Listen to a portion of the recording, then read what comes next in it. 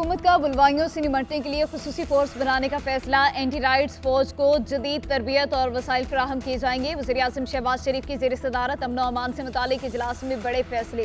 इस्लामाबाद पर लश्कर कशी करने वाले शरपसंद ट्रॉले के खिलाफ फौरी कानूनी चाराजोई का हुक्म। नेशनल सिक्योरिटी वर्कशॉप के शुरका से खिताब में कहा, मुल्क में इंतशार फैलाने के लिए इस्लामाबाद पर चढ़ाई की गई।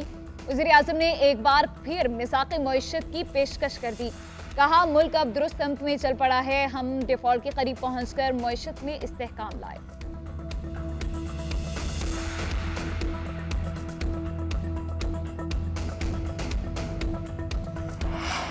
फाइनल कॉल की नाकामी के आफ्टर शॉक्स, इस्तीफों का सिलसिला शुरू। पाकिस्तान तहरीक इंसाफ के दो बड़े रहनुमाओं के इस्तीफे आ गए। सेक्रेटरी जनरल सुलेमान अकरम राजा और कोर कमेटी के रुकन साहबजादा हामिद रजा मुस्ताफी इस्तीफे पार्टी चेयरमैन को भिजवा दिए गए।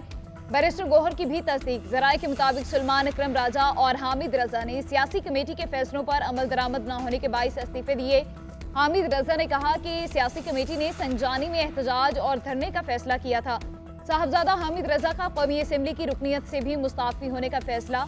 कहते हैं, कौमी असम्बली की नशिस्त से इस्तीफा बानी PTI से मुलाकात में दूंगा।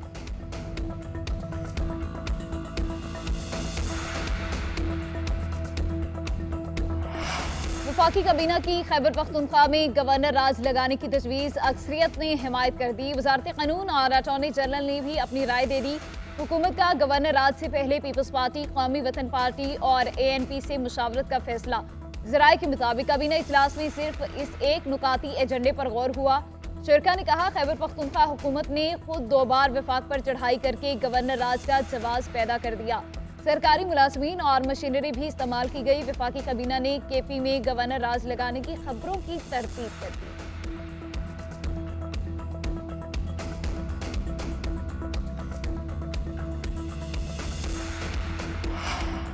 चैंपियंस ट्रॉफी के इनाकाद के हवाले से फैसला कुन घड़ी करीब आ गई। अगले चंद घंटे इंतहाई अहम। ICC बोर्ड मीटिंग आज होगी। पाकिस्तान क्रिकेट बोर्ड भी अपने मौक़िफ़ पर कायम।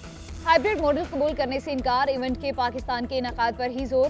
चेयरमैन PCB मोहसिन नकवी की ICC ऑफिशियल से बातचीत। पाकिस्तान के दो टोक मौक़िफ़ से आगाह कर दिया। कहा, हम अपने मौक़िफ़ पर वाज़े अंदाज में खड़े हैं। न्यूट्रल वेन्यू पर भारत से मैच खेलने का फार्मूला बना तो पाकिस्तान कभी भारत जाकर नहीं खेलेगा।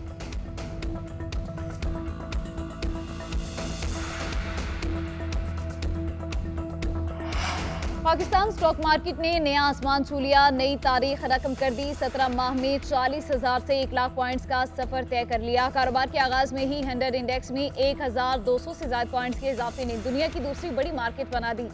289 कंपनियों के शेयर्स में इजाफा, जबकि 117 के शेयर्स में कमी।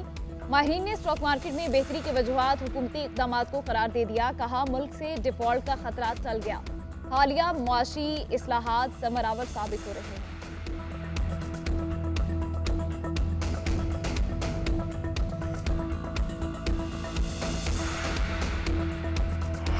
हम किसी का हक छीनना नहीं चाहते और ना किसी और का हक किसी और को देना चाहते हैं। हमारी सियासत में लचक और एतदाल है। हम बातचीत पर यकीन रखते हैं, आगे बढ़ेंगे और अपने हक के लिए लड़ेंगे। हर पार्टी को जलसा मुजाहिरा करने का हक है, मुझे भी और मेरे मुखालिफ को भी। सरबराह JUI फे मौलाना फजलुर रहमान का सखर में खिताब।